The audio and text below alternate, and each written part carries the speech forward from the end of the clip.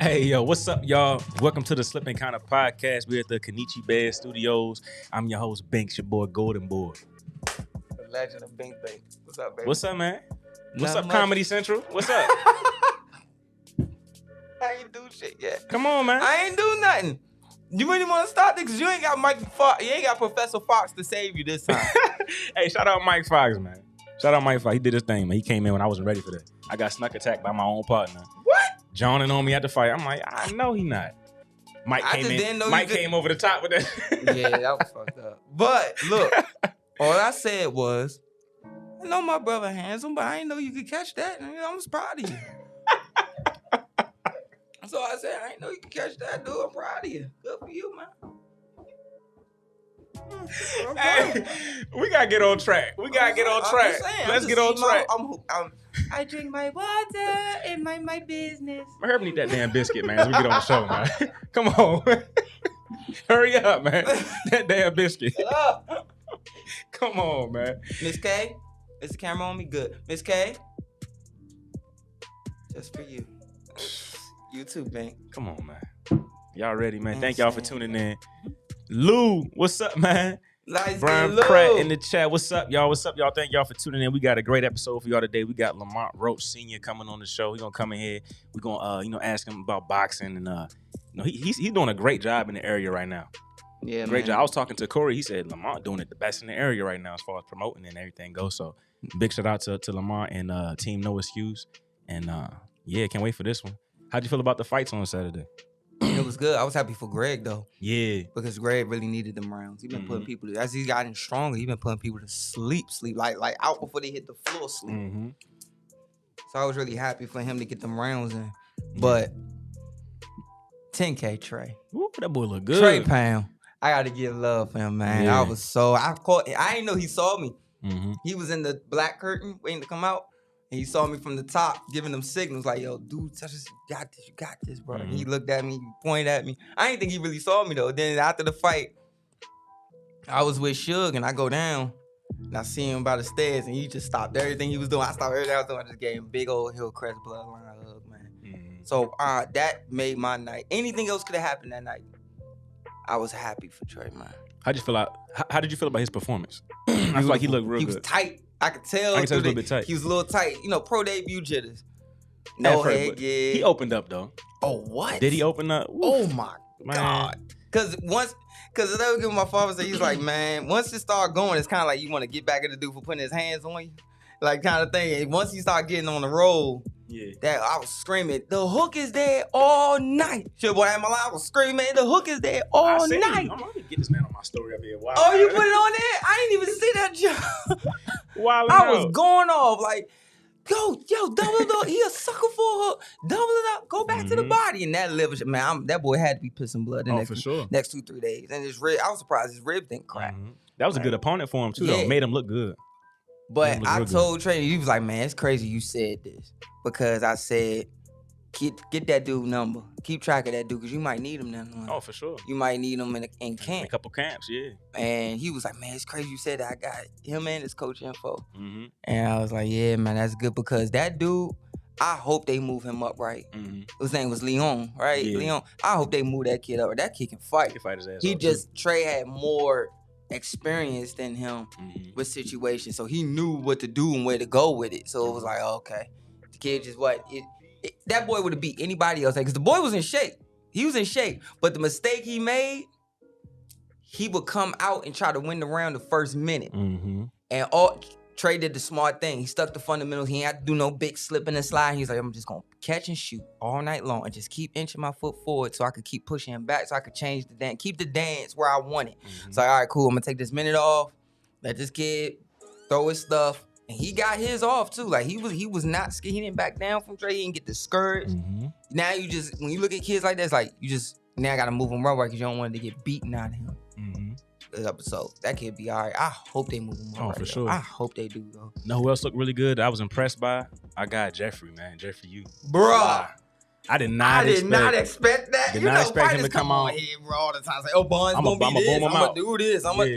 Yeah. He went in there and did exactly. God dog. Jeffrey did exactly what he said he was gonna do. He sat right there. He told y'all what he was gonna do. He went in and did exactly that in phenomenal fashion. I mean, man, I was looking. I said, I ain't expect it. I ain't gonna lie, I did not expect it. I ain't think it was gonna be that. And dude, I was scared to death. Yeah, I was like, what was it? 42 seconds or something like that. It was under a minute though. He got him out. Yeah, it was under a minute, and I'm like, oof. Okay, don't get caught with nothing stupid. Because he was coming in so fast. I'm like, please don't get caught with nothing stupid, please. I walked away and came back. Oh, I hear right as I'm turning the corner to see the ring. I hear and I see the guy like literally right when his butt hit the canvas. I'm like, oh. Why'd you turn away from the fight? I was worried he was gonna get caught because he came out so fast. He said he was gonna do that though. Yeah, and you know, that's his style. When you come out fast, you could tell his vision was good. He saw everything, but it's always a scary thing when a fighter come out too fast because you don't want to get caught cold early. For sure. Because your body not fully warmed. And I was watching him too. He didn't look bone dry, but it was like, all right, he ain't fully warmed up yet. Don't get caught with nothing stupid. Because for people who don't know, when it comes to pro fights, it's kind of like the amateurs a little bit early on in the pros, but in this sense where in the amateurs you might be waiting like an hour, 2 hours before you even get in the ring. When you go pro, there's a thing called swing bouts. So even though the card was orchestrated, like the card was set up like this fight, there's bouts like on TV sometimes do be out in the back trying to stay warm, sit down, stay warm again, sit down, and for 4 hours. Back to back to back to back to back. And you heard Scooter talk about it. He was like, man, I was back there for like 5-6 hours waiting. You know, so that's why I was worried. Like, don't get caught, Jeffrey. And Jeffrey clipped him. And then he stayed on him too. And that man was hurt. Yeah, when I saw how he fell, even though he fell on his neck jerk, I said, oh, it's over. I was impressed with how he finished. How he put him together to get him out of there and finish him. That was impressive. And I was talking to the dude sitting next to me. I forgot his name. Real good dude from Baltimore. It was his first time going to a live fight. What? I think I saw you sitting beside somebody. Yeah, it was his first time going to a live fight, and I was talking to him. Man, because he was talking to you like you knew. I thought y'all knew each other. Nah, I was rapping to him. That's beautiful. You know, tapping with the boxing scene in different events and stuff, and telling him about different stuff. And he was like, "Man, that dude nice. How long he been fighting?" I said, "He just taught himself how to fight on YouTube a couple years ago." He said, "You lying?" I said, "I swear to God." Swear to God, I said, can't make this shit up. And matter of fact, bro, you know what? He knows us because he's seen our show. He's seen us on the show. And I'm sorry I forgot your name, man. It's been a long week. But I got you on Instagram, and if you're watching this, thank you. Thank you for tuning into Slip and Counter. Thank you for being a fan. And then post it. Yeah, I'll for sure. I appreciate you, man. I appreciate you for sure. That was all love, man. That was a great night. I thought you knew like how y'all was talking, man. That's dope, man. That just made my day. I forgot about that. He said he watched the show. He said, "Yeah, I seen you on your show before." I said, "Yo, that's love, bro." Man, it was people saying, "Where your partner at?" When I was upstairs, like I walked right. I'm like, over there, right there. Yeah. Yeah, man. Yeah, man. So who else looked really good? Bazooka Joe finished his guy early. VZ Zuka. Yeah, Bazooka Joe finished his guy man, early. Zuka looked good. And I like the way he carried himself after the fight. Right. What he said. He's a professional. Yeah. In and out. It was like, yeah, this belt cool and all, but it's a stepping stone for me to get to the bigger thing. You know, because I didn't even see him after the fight. Like, he was like, boom, he did it, and he was, all right, back to business. I'm going to go rest, get back to business. And that, I tip my hat to him for that. He carried himself very well, and I like what he did with his dad right after the fight. Like, man, this ain't my belt, this dad, because I ain't get to this point without him. Yep. You know, that was well done, Zuka. Well done, baby. Shout out to Francois, Team Frankie. Bruh. Oh, my God. Another one of my favorite performances of the night, man. Yeah, let me go ahead and take a sip of Chick-fil-A for this one. I'll let you go ahead and do your thing, bro. I always talk about this. You want to look for certain things of a guy turning the corner. Like, all right, yeah, he looking like a pro. This is fourth fight, right? Fourth. He did everything right. He got caught a couple times early, and then immediately he started, because he was bringing his jab back, because the dude he fought, nice. That dude can fight. That's another dude. I'm like, man, I hope they move that dude up, right? Because that dude can fight. Right. And he got good instincts and everything. The thing was, Frankie was bringing his hand back, doing everything right. First he brought it back here, then he brought it back, like trying to give him something to run into. Then he brought it back fast. Dude was still countering. He was like, okay, I know what I'm gonna do. Boom, take that half step, get out of range, and he just stopped picking it up. Frank stopped picking. Man, Frankie one of them dudes that can box you, but if you take it to a certain point, he could give you a working over. Because that dude was coming to work, and he wound up, it looked like, oh God, the tide's turning. Maybe Frank got to stay away. And then that's, he started wearing this guy out. Only thing I would want Frank to do, don't worry about the crowd. Don't worry. I mean, of course, he having fun in there, but you know, when he started doing dancing and everything, shaking out, that when he's act like he was fake hurt, man, fuck that. Yeah, hell with them. Like, don't worry about that. Nah, even with the fighter, don't even worry about that. Like, keep doing, because you see what the outcome was. Yeah. You see what the outcome was. Keep doing what you're doing. Yeah. Like you said, his adjustment in the first round, second round, the adjustment that he made the fight. Exactly, it's beautiful. He definitely changed the tide of the fight right there. Yeah, turned it his way. The damn swag surfing at the end, that was lit. Man, that turned the whole crowd up right there. Oh my God. Yeah, that joint was tough, man. What is this 4th pro fight? And he got the luxury of co-main event, luxury treatment. Yeah, he the truth, man. Frankie the truth. I saw him working in the gym up there with Coach and Jeffrey and those guys. Had a couple guys. He looked real good. I said he's ready. He's ready for this weekend. He was peaking. Right. He looked real good in sparring in the gym. Greg, like you said, he needed that. Needed that fight. Needed those rounds, man. So for people who don't know, who maybe just getting on the bandwagon with shooting, is he basically he's kind of like Shakur Stevens, and his body got bigger as he kept going on. But he had problems in the beginning. He wasn't putting guys out cold like this in the beginning. You know, he really buckled down. Like I always say it all the time. I would go to my training session at 7 in the morning. He already there. Like I would go to strength and conditioning, and as I'm walking through the door, he's midway through. Right. And that right there told me a lot. And I could see his body getting bigger. I saw him getting stronger.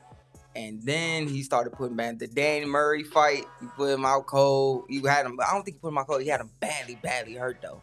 And then you could see the tide turning right there. Like he started hurting guys badly instead of just shoe shining them and turn them. And then the next thing you know, he started putting guys. Oh my God, putting dudes. These last 3, 4, 5 fights, putting guys out cold, out before they hit the floor, like smack the canvas. So it was, he needed that guy. That's another dude I was like, man, I hope they get Willie Shaw a number, because Willie Shaw was very cagey, crafty. He knew how to move around the ring. He knew how to get in and out of situations. He came out of Oakland, right? Yeah, I think so. He came out of Oakland, yeah. That man knew how to fight. That dude knew how to get in and out of situations. He knew every situation he was in the ring.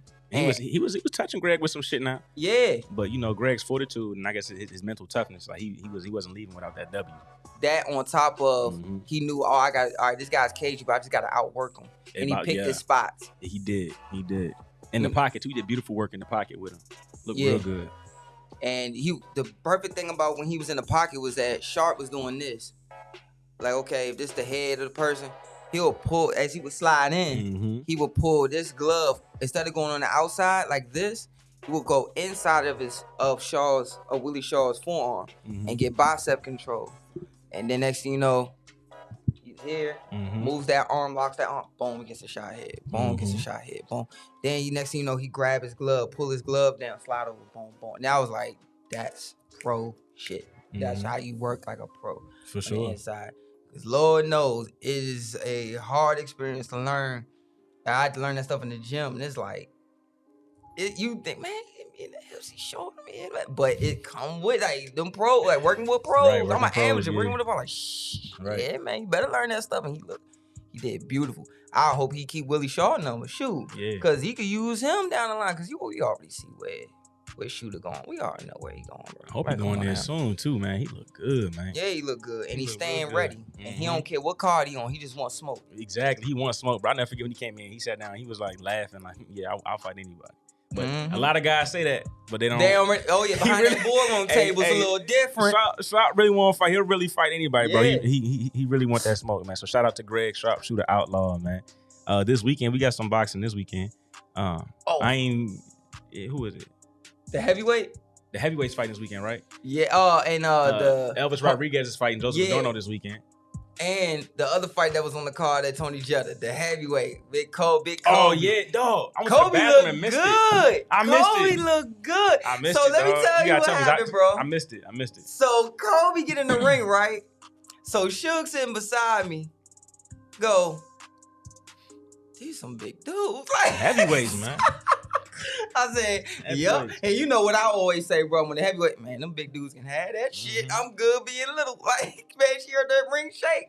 She's like, what the Like, remember where we sitting at? I said, relax, everything fine. Man, she heard it. Yeah, the feet. Boom. As they stepping. They not even bouncing. They just stepping forward. Like, boom, boom, boom, boom, boom, boom, boom.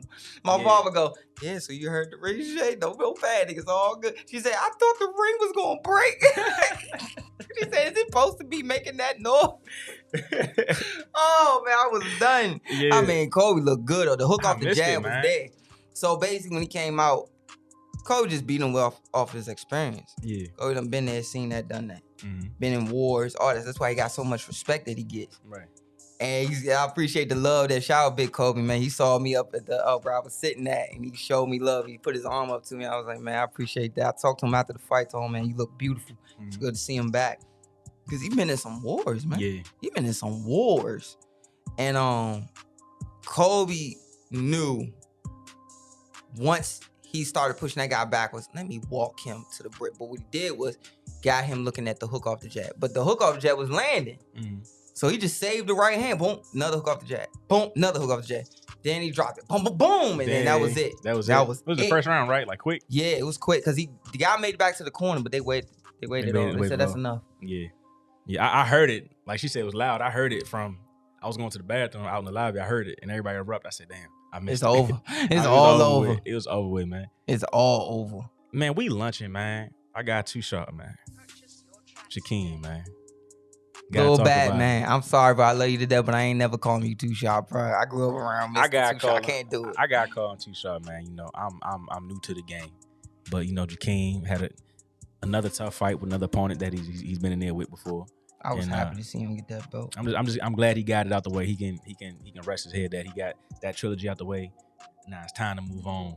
Too sharp. Let's do it, baby. Yeah, I hope he has even that other guy. Yeah. When he got the jump, man, pay that jump out. Keep moving, bro. Yeah. It ain't gonna get you nothing. Mm-hmm. Just keep it moving, man. Keep doing what you doing. Cause he already got people knocking on his door. Yeah. Calling his phone anyway. He told us that, yeah. So even before he told me, I kind of knew. You know, boxing is a hair salon. It ain't a barbershop. Boxing is a hair salon. I'm learning that now. Yeah, I'm learning it now. I was one of the first things I told you. Say, bro, boxing is not a barbershop. Boxing is a hair salon. I said it. Like Jeff told me too. He said, you know, you gonna make a lot of friends doing this. You gonna make a lot of enemies doing this. He said, you gonna have people that be nice to you, people that ain't gonna be nice to you. He said, just don't take it personal. It's just boxing. That's what he said. It's just boxing. But what we got locally coming up? We got the Thump Yard. They got a show coming up in April. Yeah, man. In April. And then No Excuse got a card coming up at the end of April, I think. In April. Yep. Right. So we got some more local fights coming up for y'all in the near future. So stay tuned. We're gonna keep y'all tapped in with that. I gotta ask you. Go ahead. So what you think about Edgar signing with Matchroom in the last Edgar Berlanga? Fight? Yeah, I think it's Matchroom. Oh, it's Sky Sports. I'm gonna get which one. Matchroom. But yeah, Matchroom. I think it's Matchroom, yeah. And the end fight is the contract. He's supposed to fight like 3 build-ups or 4 build-ups or something like that. And it's supposed to end with him fighting your boy, Cinnamon. Be honest. Bro. Be honest. Everybody got this in this room? Everybody got this? Let's see if he bullshit and lie right here. Go ahead. I ain't gonna bullshit and lie. Honestly, I don't hate the move because get your money. Yeah, of course. Get your money, bro. Of course. He about to go on his UK tour, like Canelo did. Beat the UK guys. But he not beating Canelo. Oh, hell no. Edgar Berlanga's ain't beating Canelo. No. He got to do a lot of improvement to even, for me to even think that, he got to do a lot of improvement, bro. Right. But I want to hear you break it down real quick. Because then you know how I go. I let you shake out and then I break down what, Canelo versus Berlanga? If it were to happen. If matter of fact, not just that, but just the deal alone, like him and this whole thing being set up 3 fights and then the 4th one supposed to be Cinnamon on paper. Who's his 3 fights? Is it Liam Smith? Is it the guys like that? Beefy or like Billy Joe or somebody? Like is he going after those kind of guys? Oh, Cullum? Yeah. Cullum? Yeah. Bro, come on now. Right. If he going on that UK tour, he got to get through that first. You know what I'm saying? And then, so you want to talk about Canelo versus Edgar Berlanga? Has he matured enough to stick to the fundamentals of boxing? Because he's not gonna go in there and lead with hooks and think he's gonna beat Canelo. You ain't gonna go in there and not get behind your jab and beat Canelo. I'm gonna tell you something, bro. He not gonna do it, bro. You know who he is? I haven't seen enough of Berlanga. I haven't seen enough maturation in Berlanga to say to even break down a Canelo Berlanga fight yet. I have to see more from him. Go ahead, You bro. know who he is? Who? Edgar? You know who he is, bro? And I'm gonna fuck your head up when I say this. He's Tommy Morrison. Tommy Morrison. But I hate to say poor man's version, but poor man's version of Tommy Morrison. I can see that. Remember Tommy Morrison was when we were kids, that mother was putting people out. Mm-hmm. Well, like, I mean, dudes were, oh my God, like getting hit with hooks through the glove and going to sleep. The guys he was putting out, though. I know. Of course. But you knew the skill. You could see the skill level. Right. Same thing. You can see the skill level there. Yeah. But Tommy worked off his jab more. Mm-hmm. I rest my case. That's what I said. You're not gonna go in there and beat Canelo not behind your jab. You're not gonna do it. It's just not gonna happen. I know you don't like Canelo. I know he's not the most athletic, but no. I like Canelo. Upstairs, head movement wise, he sees that shit coming from the shoulders. Yeah, he's gotten so much better over the past 4 or 5 years with his head movement. Right. He see that shit coming from the shoulders, and you go in there looping punches. If your punch is a little bit too wide with Canelo, he's making you pay. You're in trouble. You're in a lot of trouble. But my thing, I could see him hurting him with a body shot, then stopping him up top. Huh? Yeah. Because if I'm Edgar, if I got Edgar, because I know that's what everybody want to hear. All right, so if you had Edgar, how would you do it? All right, cool. If I had Edgar, I already know he not like me. His feet not fast like mine. He not going to be, slipping sign. And one of the things about coaches, and I noticed that my dad and certain other coaches get a lot of respect for, and I didn't know it was that big of a deal, was that certain coaches, because they fought a certain way, that's the only way they know how to teach. Yeah. My dad know how to fight front foot and back foot. Like, if you a guy who don't got like fast feet, let's say you like Kodo, he could coach you. He could still like, don't worry about it. I still know what I could do with your feet and get you to turn a certain way, whatever. The thing about, if I had Edgar, I'm drilling him. Oh, every day, man. I mean, I need you at the gym at 5 o'clock. We don't need all these extra people here. And you know how my father is. You got till 5:15. My father ain't gonna do the 5 o'clock. He'll say, all right, I'm gonna be there at 5, but you got till about 5:15, 5:30, and I'm leaving to let your ass walk in that gym at 5:30. My father already walking out saying, try getting them off. Right. But I would have them, and I could see somebody like me or my dad being like, all right, we gonna do this with your feet. We gonna have your back foot planted, and we gonna have your front foot just moving, following the target. That's true. His footwork. Yeah. His footwork a lot. Cutting off the ring more. Yeah. Stepping his back foot to the right more. Then knowing how to use every angle of his glove. Like, okay, you use these particular gloves every fucking time you fight. So you should know what you could get away with these 10 ounces on fight night. You should know what you able to block or get away with. So this is how I need you to do this or whatever. And get him to where, okay, he ain't going to be slipping and sliding all easy. So our whole thing is, all right, let's get him picking, catching, and just bending at the waist. Let's just keep his eyes up, bending at the waist. Then I'm working on his jab for at least 2 weeks. Meaning, like, okay, we're not just going to shoot the jab. Because he shoots the jab the same way. You too high in the pros for that. So some of the stuff he doing is for, like, right before you get to the top 15. In the top 15, you're not going to get away with that. So it's like, okay, let me shoot here at the shoulder, shoot at the hand. If I'm telling him with Canelo, make Canelo have to move his head and he run into something else and we can get our points. If it landed, land. But let's get our extra points and shoot here, boom, boom. Then run him into something. But be aware, and then if you can, you're a little bit bigger than Canelo, so control, like, make him impose your will on him. And everything I'm saying is not really that high tech. It's all just advanced, like a little more advanced on the fundamentals, like just thinking 2-3 more moves ahead. Right. But for some reason, it ain't working that damn way with him. I don't get it. Man, I don't know the guy, so I can't really speak on it too much. I don't know Edgar Berlanga personally. I never seen him train. I don't even know who coaches him for real. But this is what you just said. Huh? Did you hear what you just said? Yeah. What about it? That last part. You said I don't even know who coached him for real. Yeah, people been saying that the past 2-3 fights. Like, man, there's too many people in that corner. But that too. But this is what I'm saying though. It's almost like with Deontay Wilder, when you got a fighter with that power, with that kind of equalizer power. It's like, what are you developing besides that? Not everything got to be hard. Rock could do the sleeve load up on the last 2. Right. And that's what we've seen with these guys. It's like everything's loaded up. They so used to getting guys out of there and guys reacting to the punches. That's what it's been. So at a certain level, like you talking about signing with Matchroom and going on a UK tour, which is probably what's gonna be going on your UK tour. That's not gonna work. that style ain't gonna work. He barely got by the guy he fought last time. When he blew his bicep. That was the fight before the last one. When he got caught and got dropped. Yeah. That was a tough fight. He was hurt too. Really tough fight, yeah. He barely made it out of that. So, I mean, those top UK guys at 168, they got some dogs out there. Colin Smith will really box him and then try to stretch him out 7 through 12. Like, really try to, I'm a class above this kid type of thing. Right. And he been in there with Cinnamon, so it's like... Right. I seen it's like, it's like once you... It's weird. Like, when it kind of like you play football, you had to go against other wide receivers. Like, you get that point, it was like, oh, this dude's pretty good. And then when you get in front of him, the guy's still good, but it's like, wait a minute, I dealt with the other dude. This one now is... It's like, this guy's good, but I done seen this before. It's like, nah, I already see this. Right. So it's like, and Colin might just want... If Colin don't get caught... That's the thing. Just don't get caught. It's still a punching sport at the end of the day. And Edgar hit you, you know about it. Yeah, for sure. 100%. But he telegraphed, nobody can see it. Like, nobody gonna see it. Dose. What's up, Dose? Thank you for joining the chat. He said, salute y'all. Ortiz, he blasted him. Ruiz gonna go to match room. Ruiz. What, Andy Ruiz? That's what he's talking about? I don't know. Jacobs versus Belong about to be end of his career.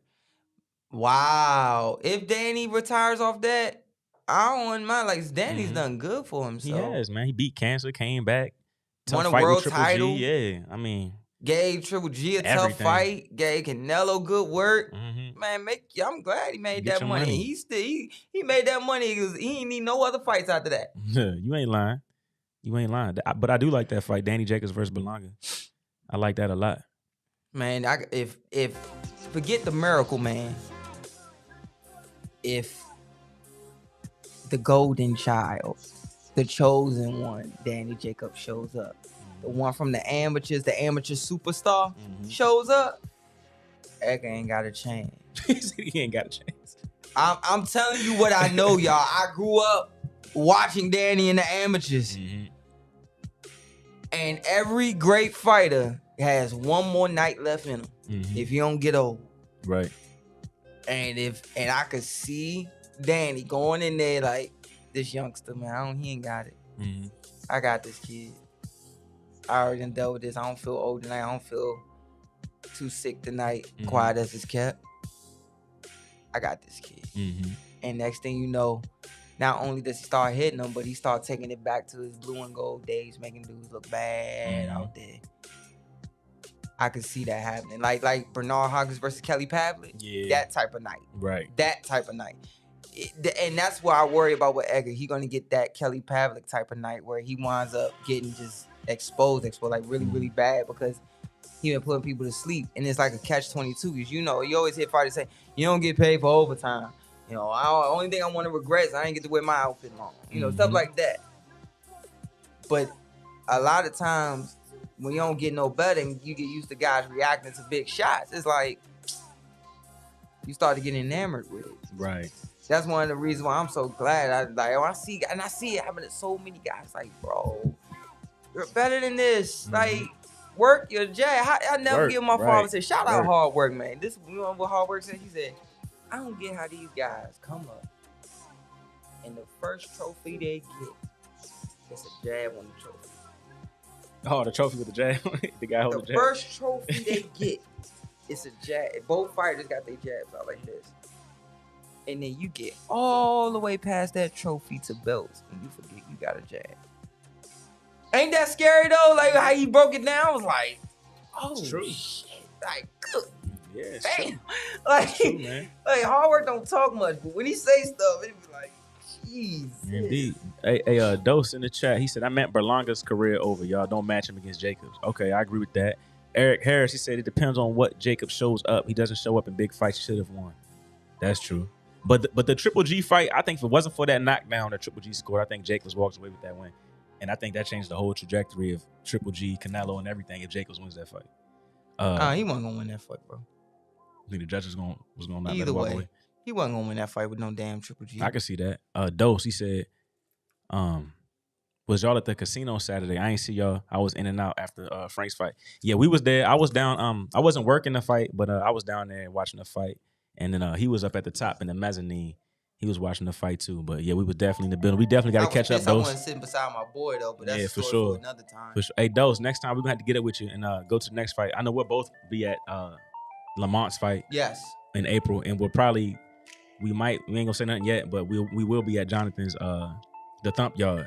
We'll be at his fight too in April, so we'll catch up with you there. Yeah. But Berlanga went 10 rounds with Angulo. Bit him, he's trash.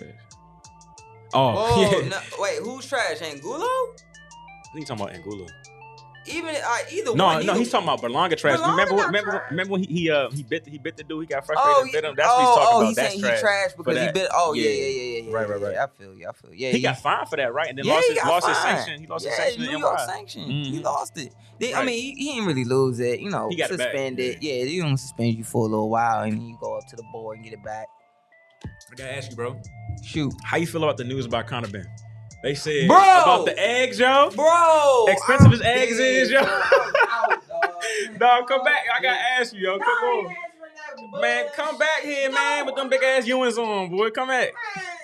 Come on, man. And then the worst part is, Uncle Will gonna block the door like, nah, man, you gotta do this for the show, down, man. You gotta bro. answer this.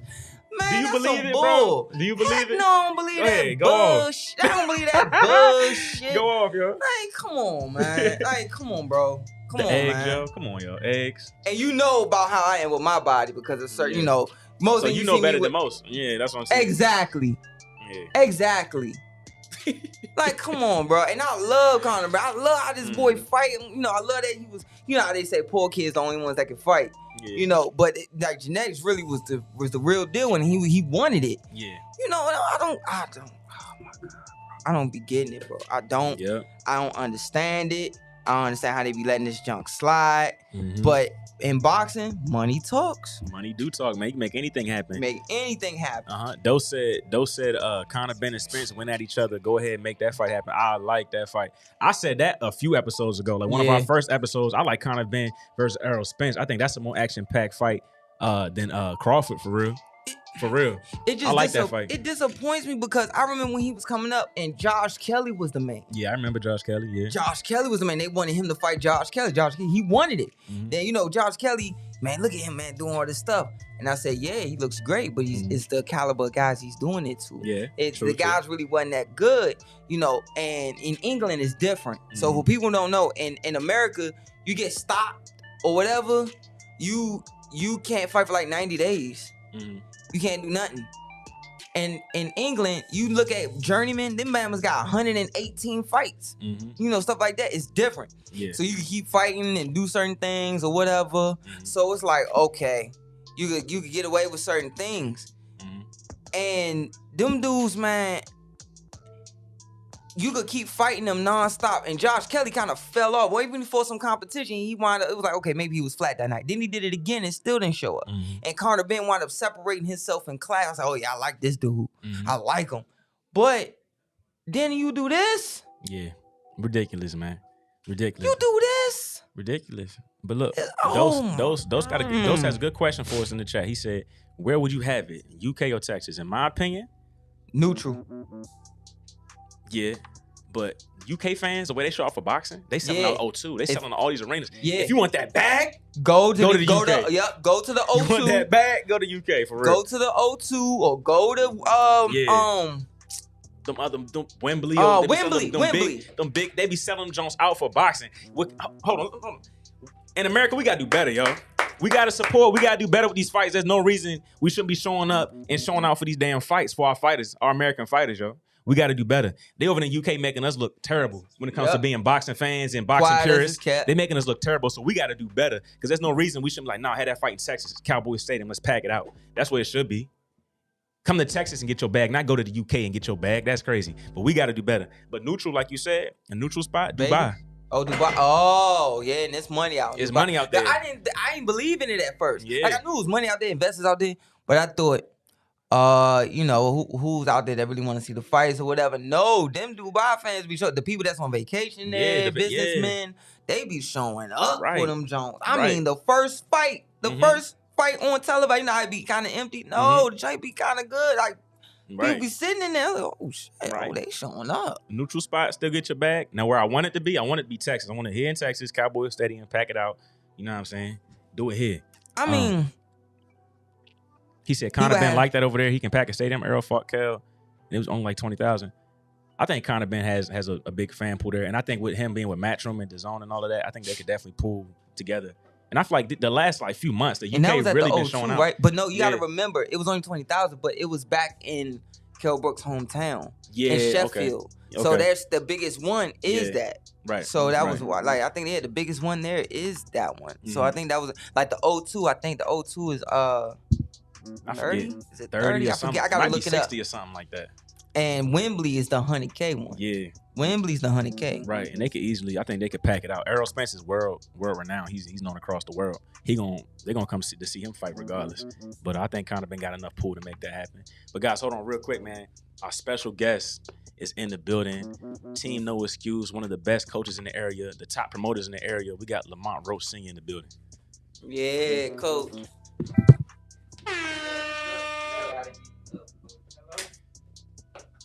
Yes, sir.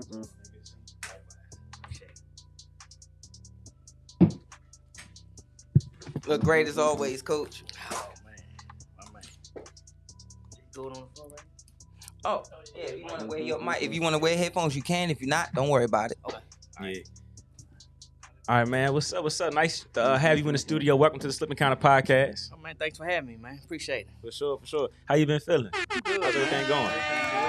Life is good, man. Everything good, man. I was talking about you this week. You know Corey from Side Nations? Yeah. He said, man, Lamont doing this thing, man. Mm-hmm. He put him to shame. He said, no excuse. He said, he's the guy right now as far as promoting goes. He said, Lamont doing it. Oh man, that's good coming from Corey, man. Appreciate that. Corey, good brother. Yeah, for sure, man. And so I want to ask you, you know, how long have you been in boxing? Like, where did you even get your start in the sport?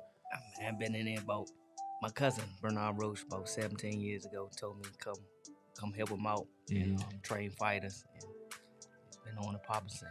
Been on the popping. It's 13 years in the 17. game. 17. Okay, 17 years in the game. Where did No Excuse? Where did that get its start? Me and my cousin, when we started our gym about 2006, we came up with the name. We're gonna do this. When lose or draw, no excuse. I like that. That's how it was. Yeah, Team No Excuse. Team No Excuse. You have two sons, phenomenal fighters. How has that been for you? You know, watching the maturation process from here to where they at now. You know, world renowned talent. It's been a journey. You know, you got to put different hats on as a coach and a father, so it's difficult. Yeah, but they got a little bit more. I always had my cousin in Bernard at first until you know he suddenly passed away. And since that, you know, I had to take on the deeper role. As he was a little buffer between the two, because father and son relationships. I cherish my relationship with my boys more than boxing. But it's been smooth. We don't have no issues about it. So I'm just thankful for that. For sure. And then, you know, watching Lamont, the level he's at now, chance for a world title, you know. Yeah. How does that feel? It feel good. You know, our second shot at it, we're going to get the job done. You know, he's hungrier. We just waiting our time. You know, it's coming. She'll be the next fight. Okay. You guys have an opponent in mind? Or? I mean, we number 1, 2, Hugo Garcia belt, so, you know, we the mandatory. Good. They should be announcing that real soon. Did you guys, you said Hugo? The one that Tank this for. Oh, okay. He went up. He went Hector. I mean, went up. Hector went up. Hector went up to fight. Right, for to fight Tank. My bad. Yeah, Hector went up, but he's still the champion 130. It was talks about us fighting number 2, but they said he get to keep his belt, so he got to rock with us. For sure. Did y'all see anything that you can exploit against Tank? I mean, I actually told my son what punch Tank was gonna knock him out with, and it was the exact same punch. So you know, I just knew. Yeah. Coming from that stance and what was gonna happen. You know, not taking away from Hector. You know, a good fighter. You know, been around, experience, amateur 400 fights, something like that. We know we got a game plan for sure. And I know Jordan just had a big victory recently. Yeah, I was just about to say that. Shout out, man. God. Yeah, actually, man, he just won. It was a great victory. Actually, he fought a 2020 Olympian in a bronze medal world game bronze medal and beat him. Wow. Easy, but we fell a little short today. Just not too long ago, man. So it was highs and lows with this thing. Yeah, but for him to be as accomplished as he is, and it was his first international one, right?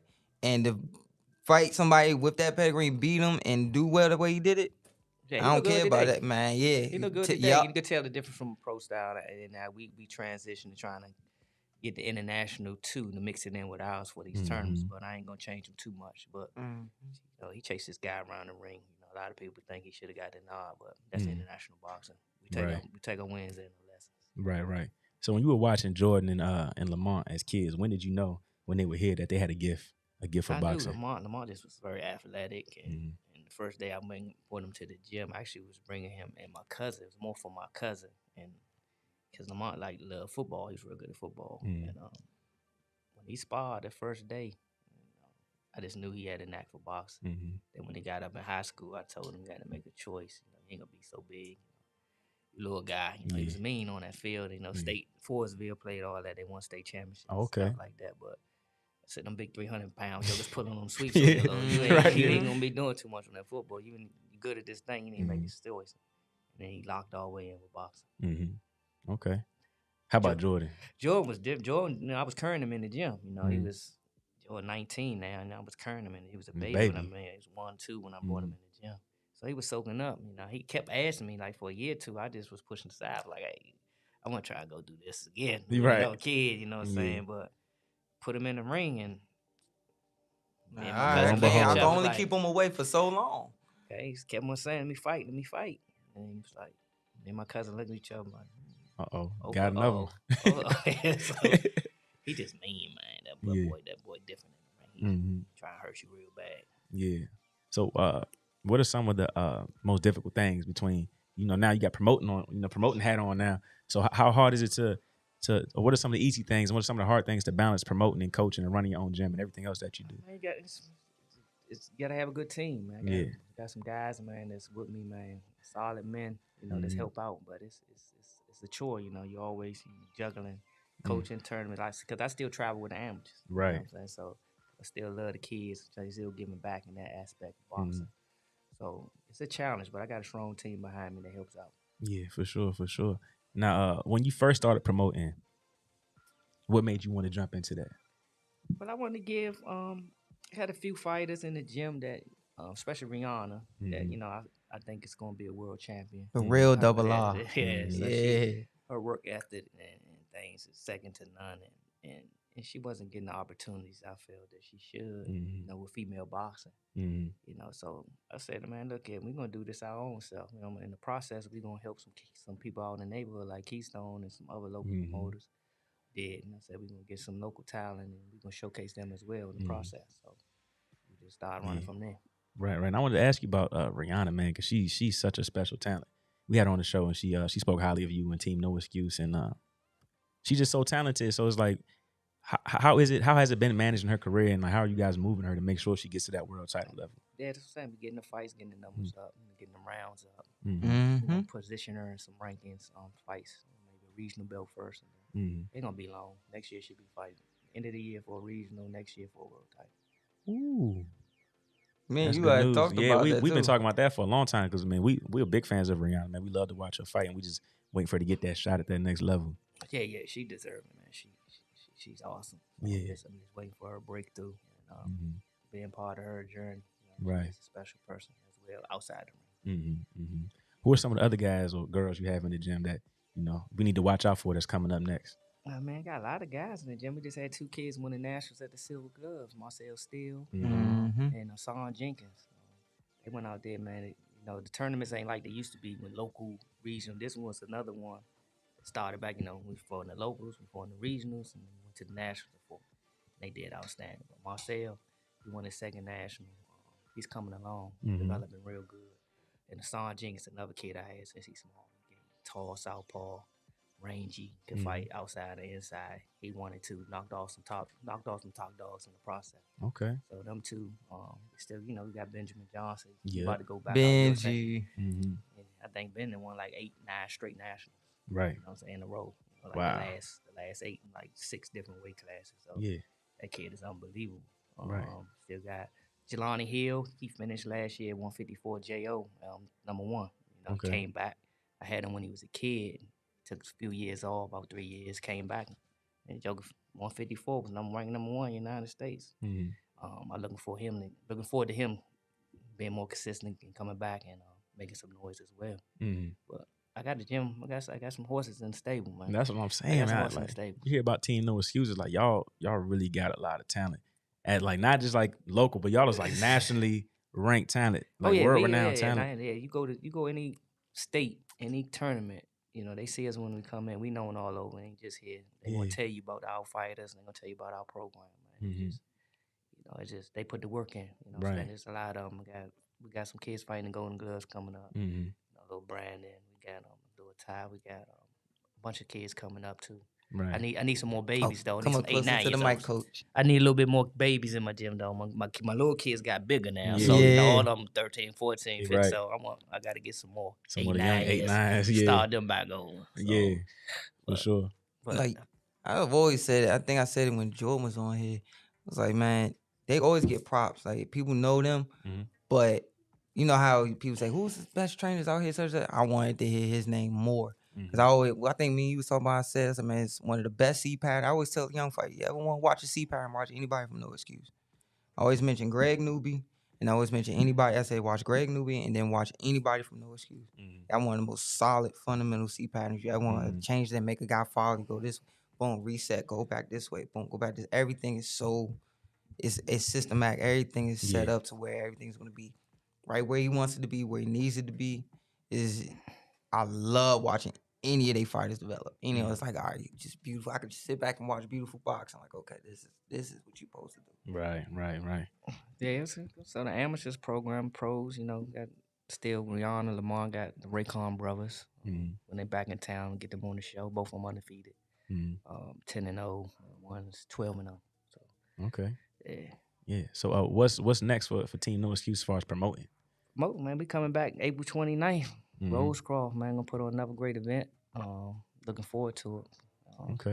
We're gonna let the fighters put their announcements out real soon. Yeah. So they start announcing their fight dates. I got you. Now, I know you said you started promoting. You wanted to help get Rihanna some of your fighters' fights, but you want to get take promoting to the next level where you might be partnering with like Top Rank. Or yeah. Get That's to that goal. level. I'm gonna get to that level. Yeah. You know, it's gonna be bigger than it is, and people that's in not only my fighters but in the DMV are gonna get recognition, and you're gonna see some of them guys that started here fighting on the big promoter stage as well. But No Excuse gonna be bigger than just locally here. And I see that not too in the distant future. Oh, for sure. Seen that at the last fight. Yeah. Folks were saying, man, they need that. I had to turn people away. Yeah. You know, I had to turn a lot of people away. So, you know, but we're gonna take it.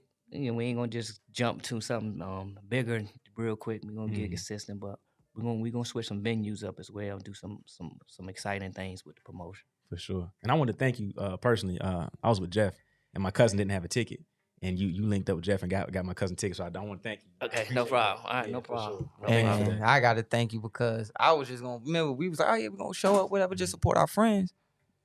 Next thing you know, I get a message. Say, hey, want an opportunity to do the commentating? Yeah, that was huge too. Like, I'm sitting there like, wait, what you want me for? Like, your heart was probably like, man, what? You remember? You was like, he had to get me on the control. Like, bro, you got this. Just go over there. And I'm grateful and thankful for that. I know I told you at the fight, but I want to say it on air. You know, you didn't have to think of me.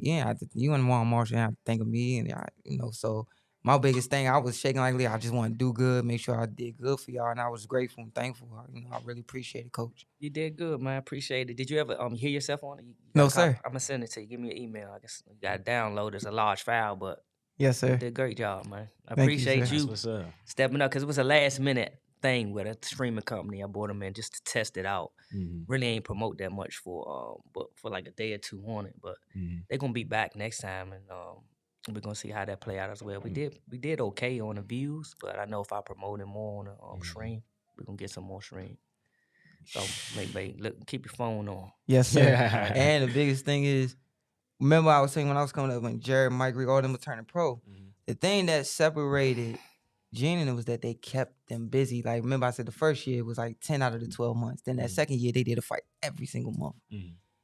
And that's why I tip my hat to Mr. Lamont because he's keeping everybody busy. Active, he's trying his best. Don't worry, I'm going to get you somebody. Right. I'm trying to make sure I get you somebody. I had so many fighters tell me, like, nah, man, he's really trying to make sure I get a fight. He ain't trying to have me just training for no reason. He really trying to help me get this fight.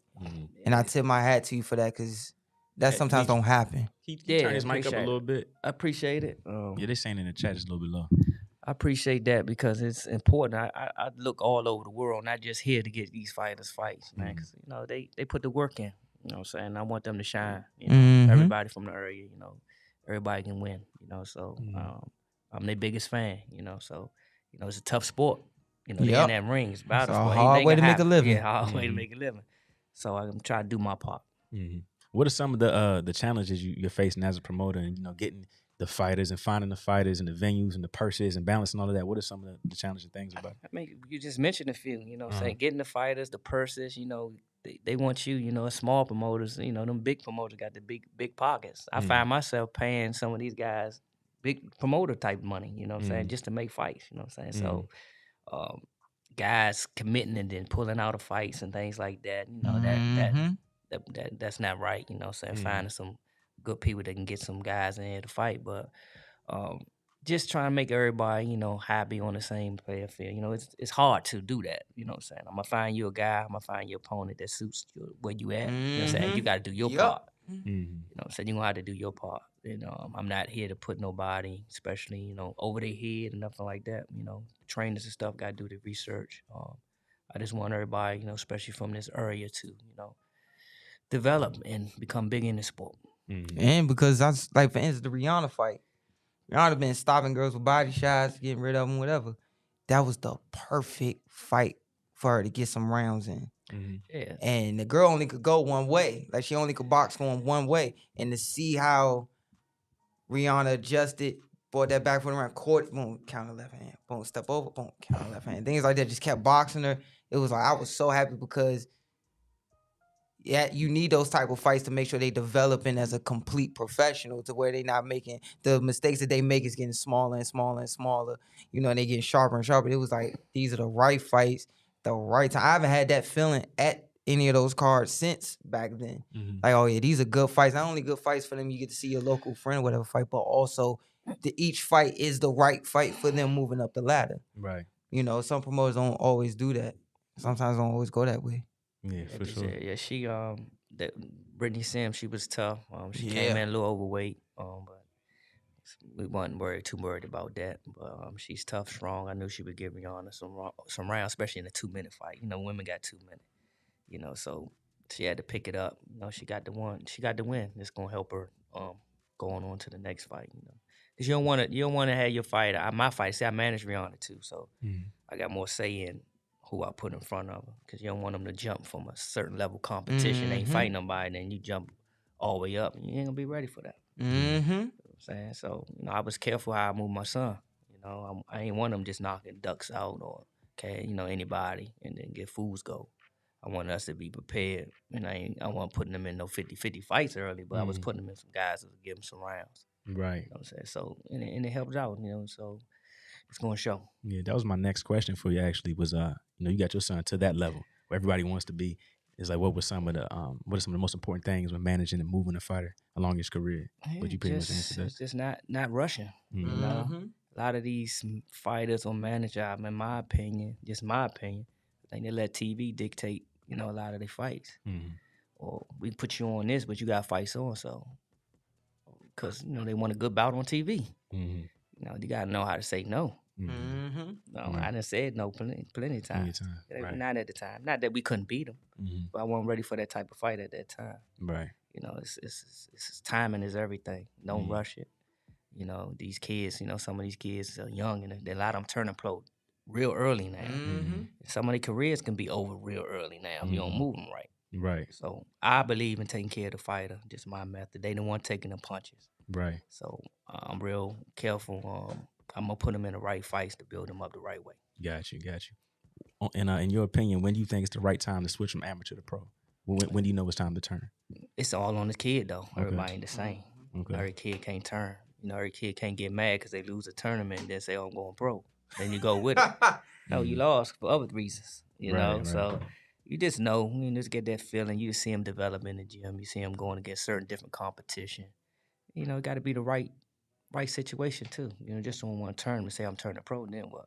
You got to deal, and you got a way to move them. You know, so there's a lot of factors in there. Their body got to mature. You know, you see if they can handle certain shots, or mentally too, because I believe it's 75% mental. Right. You gotta be mental. Kids, they not all the way there. Everybody grow at a different pace. One kid might be a little ahead, or he might be a little ahead of another kid, and that's not a bad thing. They might take a year to get to that point, but just gotta make sure they mental right, physical, and they got the right deal in front of them if you want to turn them early. Right. Gotcha. That's good info. Biggest thing was is what you said, Coach, about TV dictating some of the fights. I seen that with some of my friends too, and they had to take certain fights. Luckily, it came out well, but that happens a lot. Quiet as this cat, that happens more than you think. Yeah. And then they put a certain money in front of you that you had never had before, and you thinking in your head, well, I trained hard, I ain't ducking nobody, and I think I'm ready for this. And next thing you know, you fight well, but you leave a piece of yourself you're not getting back because you just gave everything you had. Am I lying, Coach? Yeah, they do that a lot. You just gotta be. Everybody. Sometimes promoters is it's a business. You gotta understand it's a business. You gotta look at it from their lens. So I look at it from their lens to see what they're trying to do. But I'm not gonna give into it just because they feel they had to put you on at a certain time. No. We're going to wait. The proper time going to come for certain fighters. Everybody path different. I tell them, don't look at the next man. The GPS goes a lot of different ways to get to the same destination. Thank you. So you don't look at another man and think, oh, I should be like him or them. Your path going to be a little different. You know what I'm saying? So just trust the process. For sure, for sure. What are some of your most proud moments in boxing? And I got too many, man, to be honest with you, man. I'm proud of seeing my son compete for the world title. Not many get to do that. We didn't. Although we came close. Inches. Man, what? That last round. Oh, my goodness. I remember what Jamel said at the end of it. I think y'all went over there to dap him up, and he was like, man. He told y'all, man, that shot. We took a little. They had a big old ring. We took a little longer to get to him than we thought, but I credit him for making that. He was at his peak at that time. Yeah. But he'll tell you yourself, that fight took more out of him than anybody. You know what I'm saying? Wow. So it ain't been the same really since. I like Jamil too. Always been a humble young man. Yes. Overachiever. People doubting him, and he always defied the odds. I've seen that in an amateur. I used to watch him.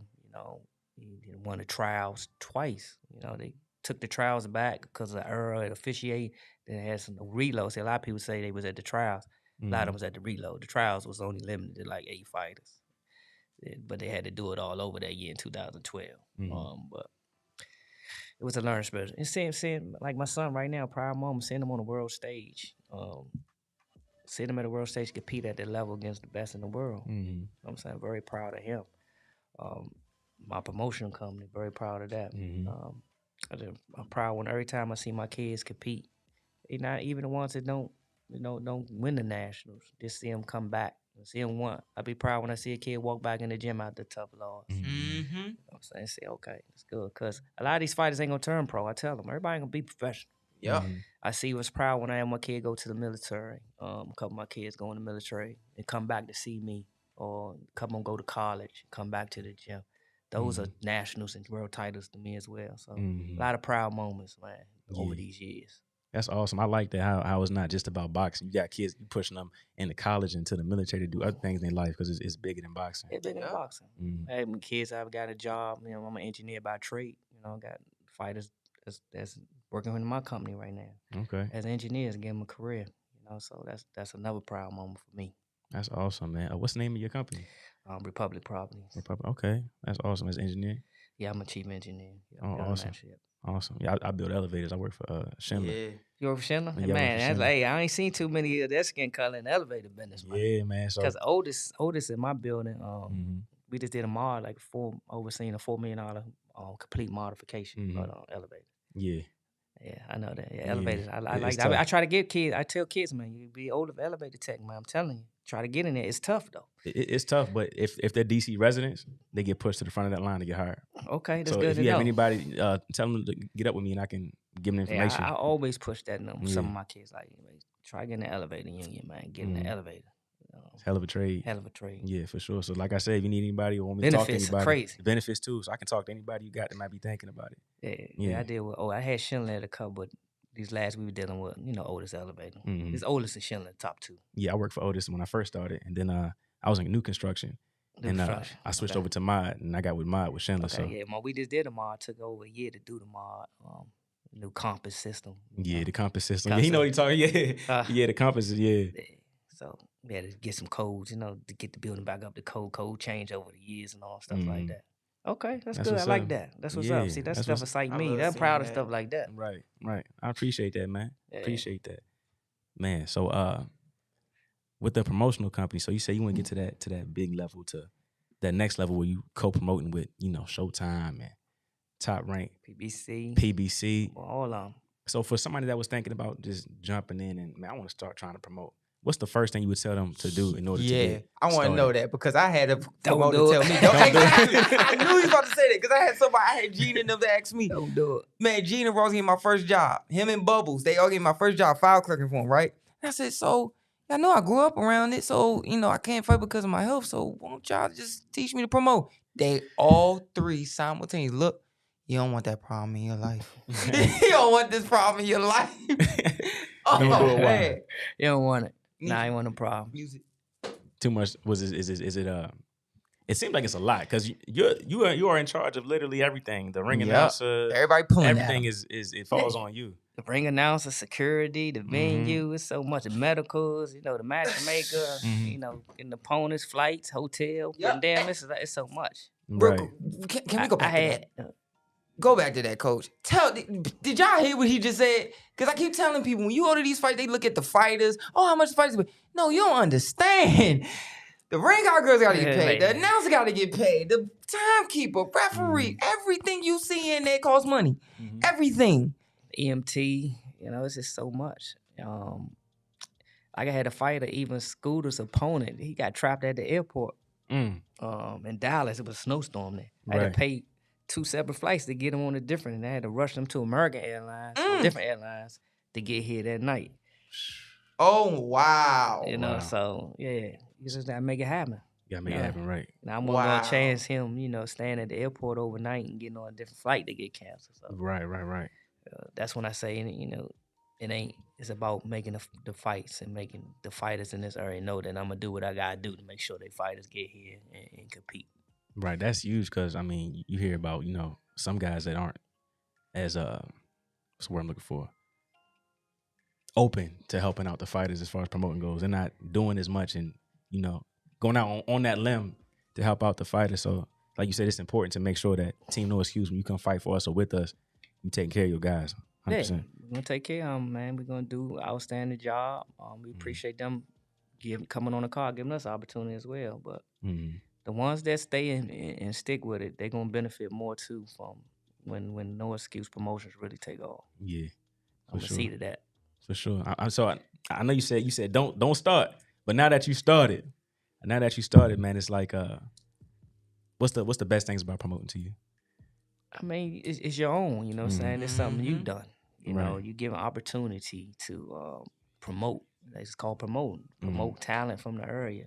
It's your own business. It's the relationships you meet, networking. It's the task of trying to make fights. The challenges. You know what I'm saying? So I'm proud. I'm proud to say that I started my promotional company and it's doing well right now. And it couldn't be done without the fans, the support. I appreciate them. Everybody that came out, continue to come out to support us.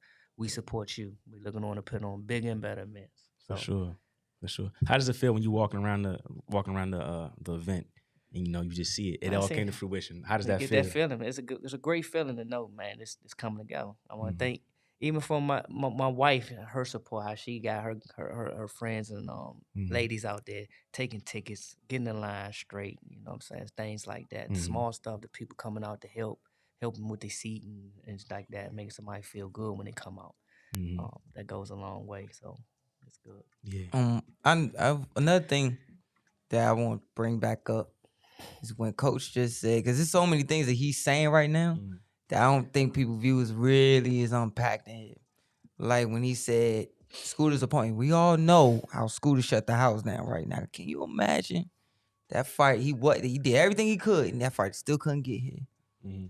How much that would have hurt Scooter? Like, I did all this work. Right, so they all can't the fight. Couldn't fight, yeah. Then the biggest thing is when I tell people, I always say to people, it's not too many good promoters out here. And I don't mean, oh, he promotes the thing. No. I'm not talking about him promoting his event well. I'm talking about good to the fighters. Like when I say to people, do you not understand that when that fighter, as soon as that fighter says, yeah, I signed it, I just faxed it back, or I just sent it back to you.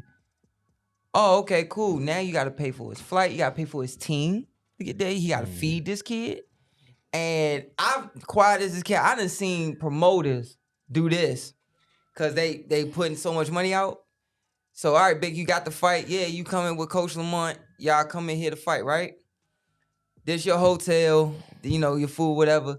And they gonna say, I'm supposed to take care of you. I'm the promoter. I'm supposed to take care of both of y'all so y'all can eat, have y'all room, right? Take it out your purse. I never give him that. So I was like, wait, Dad, he can't do that, right? He said, no, he ain't supposed to do that. But for him to, you got to take care of that fight and make sure he, get him a ride to the gym. Because sometimes make sure everything is so much more that goes into before the camera goes, all right, start 10 minutes till walk. It's so much more before that. It gets to that point that as the promoter, as Lamont Roach Sr., everybody's doing this. And it's not because they just trying to bug you. It's because, hey, we got this issue. And he has to be the one at the top of the pyramid to say, okay, this is how. Crazy part, he's the one at the top of the pyramid, but he's also the foundation at the bottom because, he has to delegate someone because once you pull that piece, everything collapses, right? He has to make sure he takes care of all of these things. It's fun. It's challenging, but it's fun. Like I said, my team, my guy Ross, and his fiance. Shout out Uncle Ross. Does an outstanding job, behind the scenes. Right. You know what I'm saying? So, even like you said, picking them up from the airport, the driver, what I'm saying? Crucial part, man. My guy, he got to be at the airport. He running back and forth, taking these guys to get eyes on the day before they Baltimore, back to D.C., picking somebody up, making sure they ain't waiting outside. Some people got to go to the gym, work out, shake a few pounds, staying late, so the opponents, too, come make them feel good. They can come in, get their extra weight off of what they need. They need to go to the store or something like that, to make sure everybody good, not just the A side, the B side too, because they can.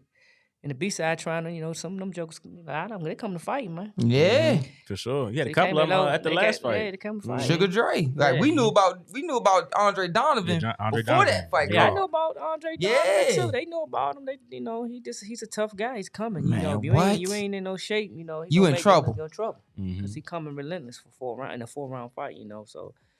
That was a setback for she's just gonna bounce back. He's a good fighter. Polished fighter. He had troubles making weight that fight, and it showed he had no energy. But he gonna rebound. I'm looking forward to getting him right back in there and getting him back on the card in April. I think he's gonna.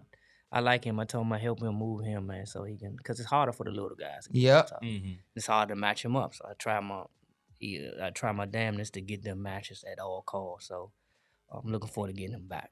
He gonna bounce back. Oh yeah, I always like she. Oh yeah, I love how he fight. That's my first time watching a fight. Yeah, I've seen him fight the weight and everything. He had trouble. He had trouble. He told. I say should have told me before that. I'd have told you don't fight. But he a fighter. Behaving like a fighter. He behaving like a fighter. But you gotta be honest with your team. Let them know what's going on. Stuff like this, can happen. No setback. Everybody ain't Floyd Mayweather. He at this level starting out. It ain't going. Once he start get back on track, people. Might be easy for me to match him up now. Right. No, he'll bounce back. Yeah, and that weight, man. When you having trouble making that weight, it can hurt. Yeah, you hurt your kidneys. He was flat. Legs, he was done out the first round. He told me how much weight. I said, really? Yeah. He should just told me. Could have went up in weight. Could got you the right opponent at that weight. Even though people fighting little wise, they're more concerned about going up a few pounds. I'm an 18-pound. I ain't gonna fight 26. I will fight 26 if I get you the right 26 guy. 22. 22. 22. 24. You go to 24. Still you got the right guy in there.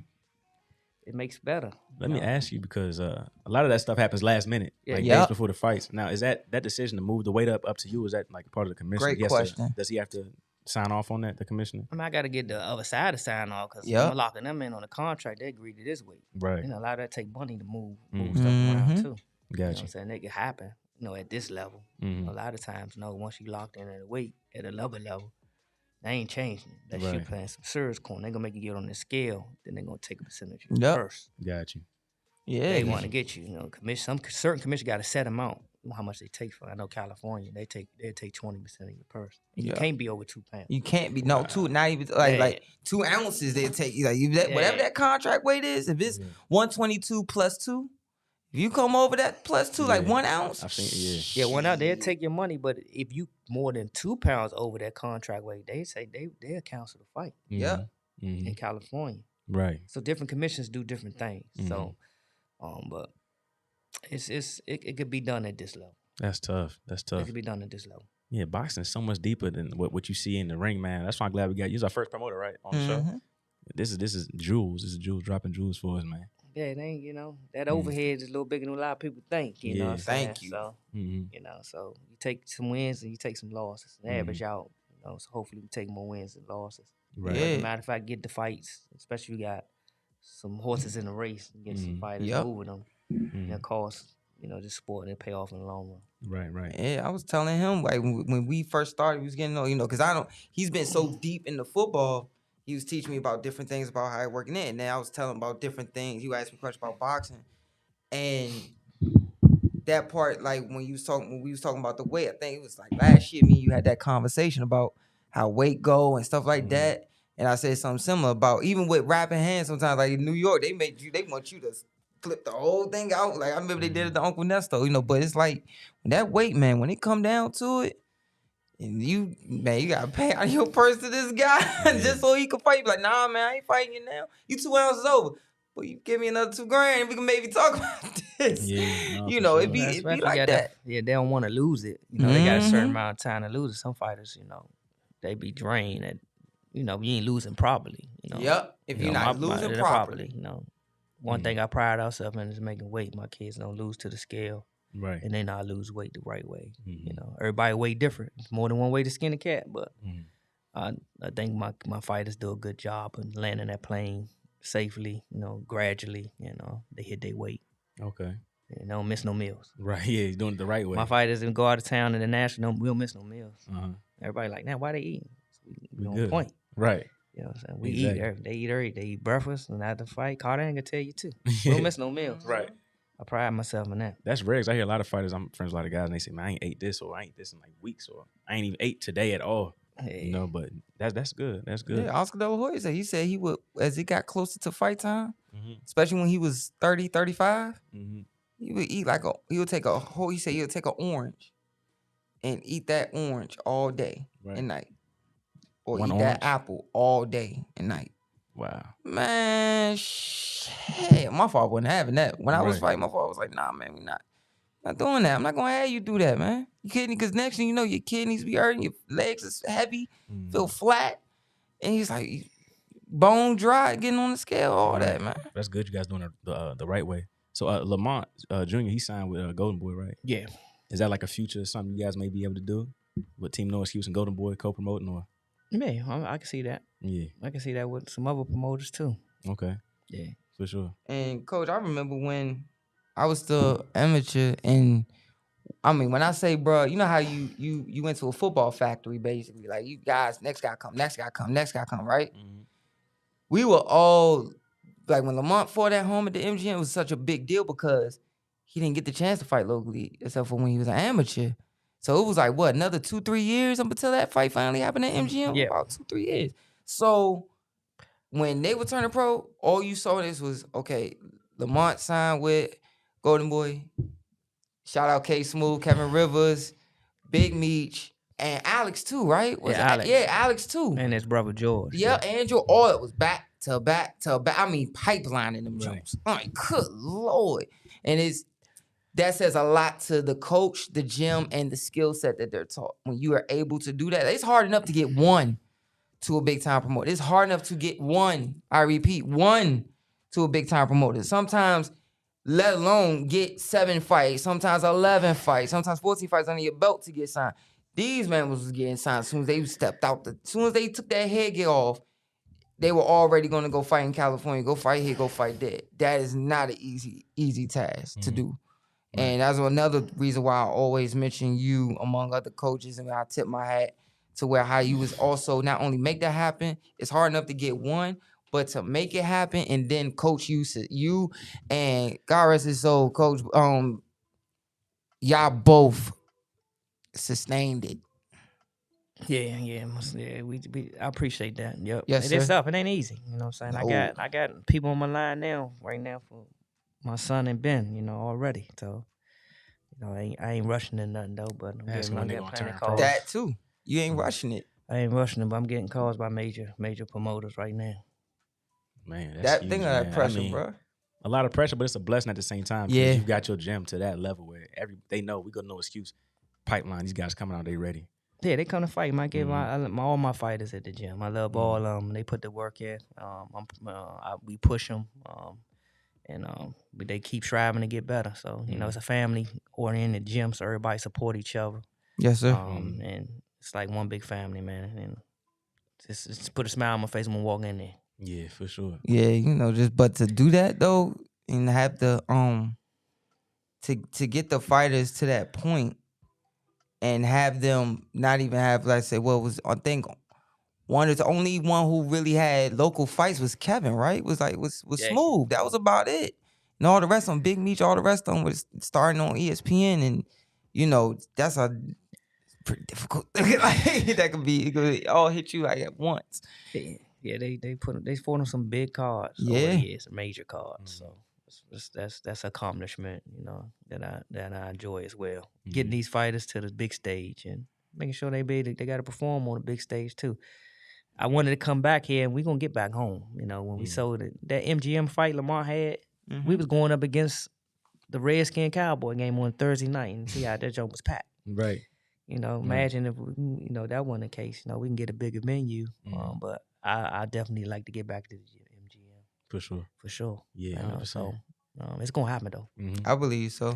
I think maybe even with what Tank did at Capital One, I think they might want to try to pack that out again. That's bringing money to the city. So. Oh man, Tank bought it out, man. That's all on people, man. That's good for the city, good for boxing. Right. I was there to witness it. You know what I'm saying? So I seen Tank since he was an amateur, 8 years old, 9 years old fighting. The proud moments. Even though he's from Baltimore. The DC Baltimore thing, but it come from the same region. A lot of people don't understand. You support a fighter. We fight. We get to a certain level. We become a team on a certain level as the same region. So a lot of them kids, they know each other. They talk. They get past the competition mode, and they become friends outside of just areas. And to see him and see his coach from the bottom come. I seen them jokers drive 15 hours of tournaments. I seen coaches get on the plane with 10 kids, 12 kids from the area, Ain't hard to do. They gave, some are reaping the benefits now. It's great to see.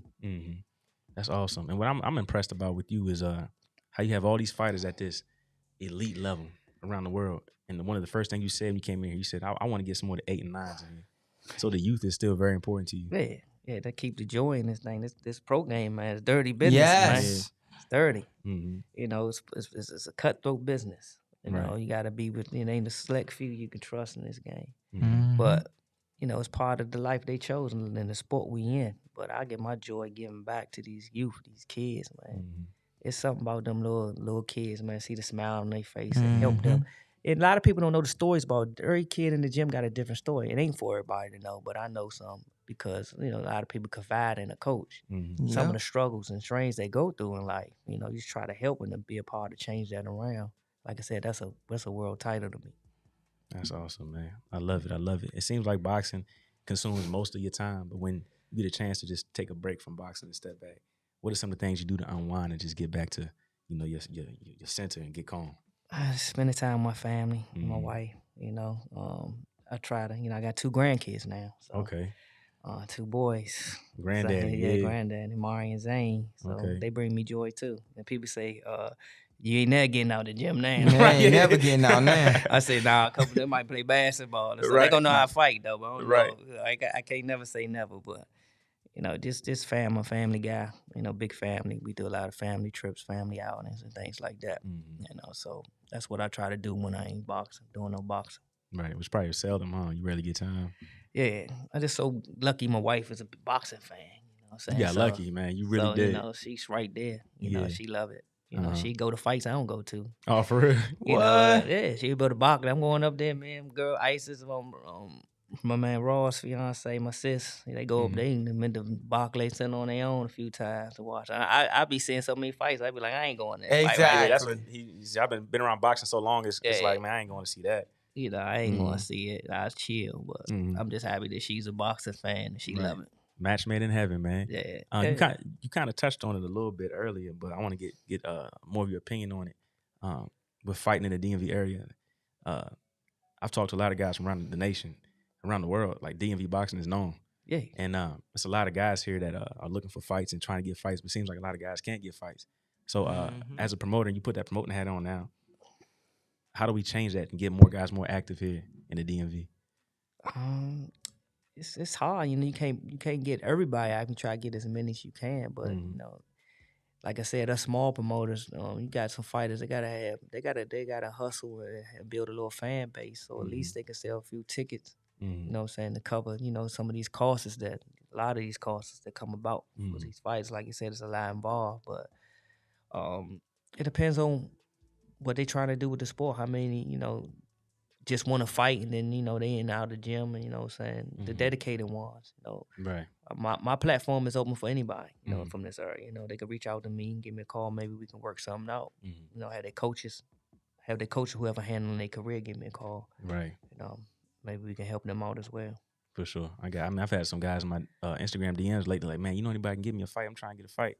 And you know, I don't know too many people like I'm locked in like that. I can make calls, but you know, I was asking for those guys, like, what do they need to do to put themselves in position to be active and start fighting more? But, I mean, they stay in the gym, and then you know, they're gonna have to. Some of these fighters, like I said, everybody path different. They're gonna have to come on the other side and upset somebody, like the guy did last week. You know, but be ready, train hard, and stay ready. Then take a fight, the right fight that they think they can win. Like Jared had to. Yeah, Jared. Yeah, Jared was putting a couple of fights. They didn't think Jared was gonna win early on.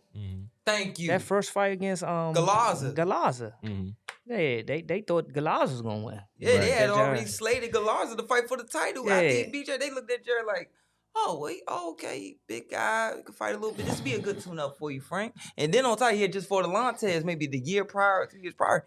And it was like, okay, and Jared got these people following him to these fights. Okay, so he sell tickets. Yeah, we'll give him the fight. Frank, you get past him, and you go, you fighting for the title next.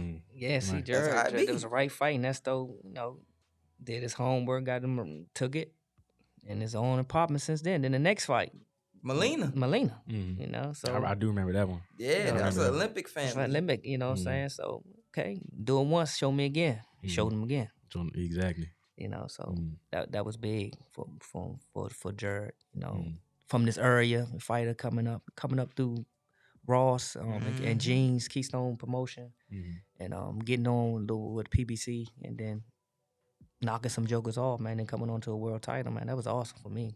I was a big fan. Right. Speaking of Jared, he's making a comeback now. Next week you fight? Like March 4th. March 4th. Soon. I think he's fighting on that March 4th card. That's good for Jared. Hope he's back training, back focused. And it was hard, you know. He lost his dad, man. You know what I'm saying? So mentally, you know, he probably wasn't there those last 2 fights. They had a great relationship. His father was there daily. I know you know. His father was always with him. You know what I'm saying? It's tough.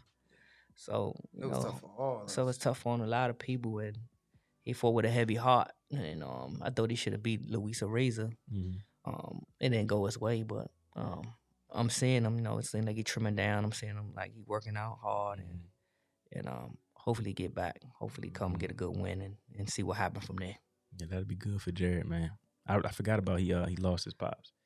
I remember watching on like the Showtime episodes, the All Access joints. And didn't he live with his family? Like they all lived together for a long time. They be over the house. They great. They was a great knit family, man. You know, it was great. You know, they did everything together. I mean, my family, you know, family oriented. You know what I'm saying? So him losing his father was a big deal. You know, he might ain't sure, you might ain't see it, but I know that thing crushed him. I know to tear me up to this day. You know, to tear anybody up. But you know, hopefully, you know, now that he on a comeback, he locked in. I think, you know, he went Andrew now. So that hopefully that's a good fit for him and him and Andrew, you know, clicking and they do well. I think Andrew going to demand some certain things back, get Jared back locked in. Hopefully we see a difference with him. I think so. I'm rooting for both of them. Yeah, for sure. Andrew got a nice stable too. Andrew and Jared. Andrew and Jared. Yeah, I've been seeing Andrew. He got a couple guys. He got Trayvon Marshall, right? Yeah, I like Trey, the sniper boy. The sniper, yeah. Snipe Trayvon. Yeah, I like him. Yeah, he coming along real good. You know, he could be good size. You know, power, IQ in the ring. I like him. Sugar Wayne coming along. Like Sugar Wayne ain't had his fights he been having on the local circuit. It's gonna help him in the long run. He gonna be ready. Mm-hmm. Yep. He gonna be ready. Right. I offered so much for him to get that fight, man. It's terrible that they ain't getting the fight. I one type of money I was offering people, they thought I was crazy. I just didn't, and the Joker still wasn't signed. I don't know what it is, man. They wouldn't fight him. A couple of people signed and backed out, but this one guy I thought we had last minute, and the amount of money I offered him, I didn't think he would turn it down. Wow. I even showed Drew. Drew was like, "Damn, turn it." It's like it comes with the territory, you know what I'm saying, Wayne? I mean, like them little weights hard to match up. You know, undefeated coming to somebody's backyard, everybody don't want to give you that. Oh, you know what I'm saying? They don't want to, you know, they don't want to take certain risks. But I'm looking forward to getting Wayne back on the cards too. You know, I'm gonna keep digging, keep trying. Yeah, that's what I was gonna ask you about Wayne. You know, that's my boy. That's our boy. And trying to go for you. Yeah, he was telling me, said he had like 7 opponents and couldn't get nobody locked in. Yeah, we had him locked in. They canceled. Like I'm trying to get a couple of them suspended for doing that. You know, you know they signed a dollar line, and then they pulled out. Right. I mean, I thought that would have already been a thing where once you sign, it's like now knowing what I know about promoting. When you pull out, that jacks everything up. That trickles downhill. Oh yeah, and it takes time. You know, you think you got this fight made. You know, a week go past a week, and trying to match people up is like a month. You know, you done lost so many opponents you could have got. You know, I had a couple of guys that I could have got chasing. You know, thinking we get this guy 5-0. You know, Andrew wanted to fight. I knew I ain't would have gonna beat him, and it'd be look good on Wayne record. So let's go that route. That more fast. You know, put him a little bit ahead of the game. But there's a couple of other guys. When I went back to them, they already took fights. They just didn't want to fight Wayne. I mean, no, they would have fought Wayne, but this guy took the fight. I got you. So then a week and a half go by. He don't fight. I go back to these guys. They already got dates. They booked now. I got you. It's like missing that hotel when you want to get that room, but you wait a little bit too long. Now it's booked up. Basically, and then you got to think from the promoter standpoint. Sometimes you might do this, like, all right, Bing, I got you, trying to get your opponent, and you already worried because you know you got a small guy, so you might have, all right, look, bro, I got this guy, but just in case, I'm gonna call Carden and be like, hey, I need you to just what's your weight at? I need you to stay on standby just in case this dude back out. And it's still something happened. It's like man, y'all can have that. I see why everybody told y'all don't do promote, bro. You don't need that headache in your life. No, for sure. So with Wayne specifically, how far were you reaching out, like across the nation, like Ohio? Man, California? I was in Czechoslovakia. I was all over the place, man. You went across the world. Yeah, Mexico, Port. I went across the world. We had this one guy was undefeated. I ain't gonna mention his name, but it was like 3-0. It's like I said, I'll do this for a 6-rounder. Then they came back said, "Oh nah, 4-rounder." So you want this type of money for a 4-rounder? Yeah, you gotta take some money off. I was like, "Know what? All right, you got it." You lying? Come on now. I can't. I said, all right, we go to 4-rounder. Yeah. You scratched it out, send it to him, call back with a contract at. They say the Joker went home to his mother in Houston, something like that. Went to visit his mother. Like, how he went to visit his mother? You said he in the gym gonna sign a contract. Yeah. How he gonna visit his mother? You know, stuff like that. Was it a family emergency? Man, it's just, I had one guy say, all right, I'll fight him if, you know, you put a build up. So then you want to pay for the sanction? I say you want a belt. A belt? You ain't number 5. He was 5-2. You want a belt? You know what I said? All right, I do that. Come on now. Come on. No, coach. I'll pay to do that. I get you a little belt, one of these little belts. Yeah. They call me extra 15, 2,000, put a belt up for. Right. No. They still ain't take the fight. So they bluffing, man. Right. Yeah. They bluffing, man. Yeah. They ain't want that smoke. Right. And it's a damn shame because Wayne is such a special talent, man. He can really Wayne go. would turn it down. Nothing but they call him, man. I tell you that. Right. They ready. Right. I can't get up. But this is why I mentioned what I said about Coach. Because some promoters, they would have been man, I got time for this. You know, I ain't just kept it moving.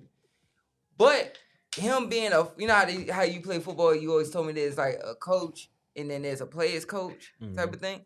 Like coach is kind of like he's a fighter's fighter type of thing, a fighter's coach. It was like, Bump it. I known this kid since he was this big. I want to see him do good. I just want to see him win. So you know what, Bump it, I'll do it.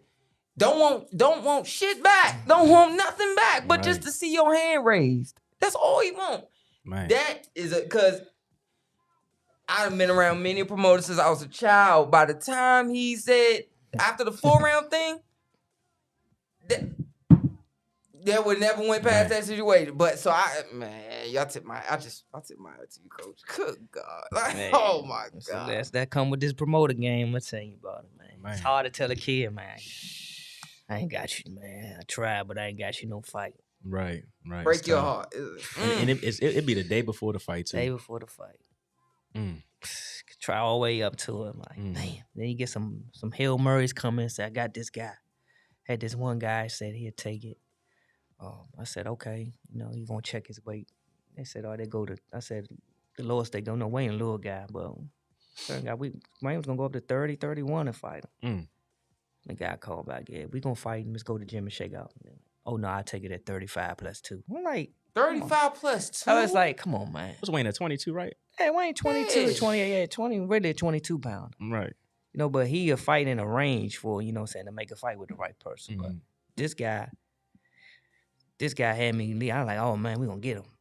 And then it was like, I'm like, nah, that's too much weight. Right. I ain't even call him. I was like, oh, nah, you're not gonna take it. I know their body said, yeah. It's like, nah, I'm not putting you in there with no 37 pounds. You know that's that could fight, you know what I'm saying? He had a bad record, but he was tough. Right, we had talked about that before. Some guys on lopsided records can actually go. You know, the record don't dictate their skill set. Yeah, that's experience right there. Right. You know, the ones that you can say, that's experience. And, you know, you forget just the promoting part, just you being around the game for so I was explaining to him about, I said it earlier before you came in, but I could go a little more in depth because we got a promoter on too and a top trainer. There's guys like in England, there's guys that are journeymen with over 100 fights. And in England, it's different. The protocols are different.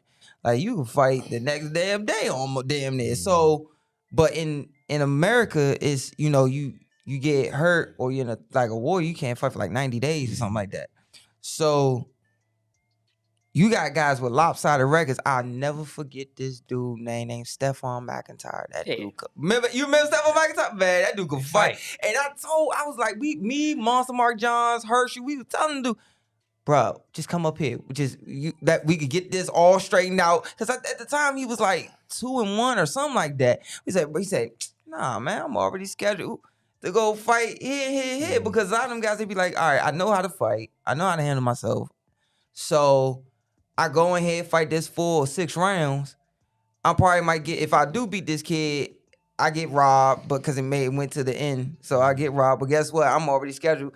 Man, when he told me I'm already scheduled to go fight in Georgia next week. Man, it was good. I think I had Kevin. He fought Kevin. I was shocked that Kevin got him out. I was actually shocked that Kevin got him out of there early. You know what I'm saying? Because he normally didn't put on some fight in there. He be in there. You know, he be mumbling. Kevin stopped him with touched him to the body and then started breaking from the ripping him from the bottom up. Stopped him at the Blue Room at the convention center. Yeah, I remember McIntyre. But it's opponents like that. You better be ready for them, man. It was one opponent with that upset or gave a hell of a fight to another local fighter. I think it was down the convention center. It was like 3-30 or something like that. Got a draw. I forgot who it was against. Was it Greg Hackett? Hackett, one of them too. Yeah, Hackett, one of them, bruh. He fought everybody from here. Everybody from here in multiple weight classes, bruh. Came from Philly the day of the weigh-in with his medicals and got a draw. I'll never forget that shit. Yeah. Oh my God, about the 3-30 guy. I'm trying to think. I'm thinking you talking about those guys love to fight. Them guys can fight. You know, it'll come back, but these big promoters now are offering, you know, stupid money to some of these opponents. They thinking you guys to be asking for a certain type of money. They be like 2 and 5, and they be asking for ridiculous type of money. Or some people try to, they be asking for $9,000. It's hard to compete. You got to fight and locally with another big promoter locally. You know, they waiting out and they don't want to come here and fight. They're waiting. They try and get on a big show and get a big payday. You know what I'm saying? So But we keep on pushing. We can do what we gotta do. You know what I'm saying? Keep on putting on these great events, regardless of the hurdles. Right. You know what I'm saying? So that's our determination. I got a question for you, Coach. Motherfucker, your head up with this. Watch this. How many times, Coach, not just as a promoter, but as you've been around, have you seen guys, B-side guys coming here, or anywhere just to fight, you know, the A-side guy? The A-side guy look like a superstar, right? And I done told him this privately before. I done seen guys and been a part of corners where it's a full round and that kid decorated amateur, all of this, right? Might get 1,100, right? Maybe get 975, something like that, 1,000. The B-side dude getting like, I never get, he got like, one guy got 3,300. Yeah, that's all the time. All the time. But the illusion. The illusion is that. I mean, hey, like I said, I offered that guy more than that to fight Wayne. You know what I'm saying? So, you know, the pay, you know, they get more than the A side. It's about building a certain head, trying to build their careers or get their numbers up. But investment almost. Investment, you know, so they can, that's why I said y'all better put out. Y'all better put out because y'all doing it for y'all career. Y'all better train for these jokers. You know what I'm saying? Take advantage of it. Then when y'all get to a certain level, y'all can go to a promoter. When y'all 10-0, something like that. You ain't got to lock in these long deals or things like that. You have more leverage. Yeah. Right. You know what I'm saying? You can build your fan base at home. Then you can tell the promoter, I got a huge fan base at home. They like to hear that. You can put butts in the seats. Sure. You know what I'm saying? You know what I'm saying? So they gonna come. Right, you know, right. But the opponents, yeah, they making. You be surprised, opponent making something little like this, and I mean the A side making a little bit, and the opponent, because it takes a lot to get them, especially these days. Right. That makes a lot. I didn't know that, but that makes a lot of sense. Yeah, now. bro. All the hurdles you're telling me about, it's like you gotta entice them to want to come out here to fight. Yeah, it makes a lot of sense. And don't let them like really can fight because then it's okay. With you, let's say you the promoter, I'm the guy, and let's say I'm a B-side guy. My record is 5-3, but 2 of the losses were robberies. I can sit there and feel like, oh, you want me to fight Sugar Wayne? All right, I know that guy. I know I can handle myself. When it's not gonna be easy, but I can handle myself with this guy. Well, you offering me $3,000, you offering me 4, and it's like, oh my God, shit, we got what's a up, special guest in the building. Damn, popped up on us. Big fast. Popped up on us. You look great, baby. What's up? What's I up? had to get y'all hoodie. Oh, he ain't close. For sure. Y'all My stop man. playing, I got that's a large, and this is a kid's medium. a kiss meeting. What's up, nephew? What's up? How you doing? I also came here to actually hear the interview, man, because you and your low talking family. I can't even hear. How many times y'all gonna turn this mic up, man? Yo, that's what's up, man. The professor just came through, professor. man. Yes, indeed, Brought us man. some merch, man, for sure. This is dope, man. I appreciate you, man, for real. Hell yeah, man. Yeah, that's love. Like, That's love. I done told people, man, it's like, so let's say you got that, right? You get the promoter. And I say, yeah, it's Sugar Wayne. I can handle myself. I'm 5-3. He, 4-0. Okay. All right, so you offer me 3. Wait, nah, man, I can fight though. So I want $4,000. I want $5,000 or whatever because I already know. What if I do good against this guy and I get robbed? Now I need something make it worth my while, or something like that. Like sometimes they'll do that. Sometimes they'll do that. They talk their way out of a fight too, doing that too. Yep. Yeah. Some of them you get a sense they don't want to fight. Yeah. Overpricing. Yeah, they want themselves out the fight. Like the whole thing with the belt situation. Like, oh, put a belt, whatever. They ain't want no smoke. Yeah. Right. What are some of the smaller belts? Like you see guys getting this ABF belt. What is the ABF belt? I can't tell you what the ABF belt is, to be honest with you. I'm not even trying to be funny. I'm really trying to understand. Look, he about to laugh. I'm not trying to be funny, man. I was talking to Jeff, and Jeff was like, yo, what's the ABF? I said, I don't know, but you see a lot of guys with the belt. I don't know. So this is what the belt is. So you got ABF, you got not That's the IBA. American Boxing. American Boxing Federation is what it means.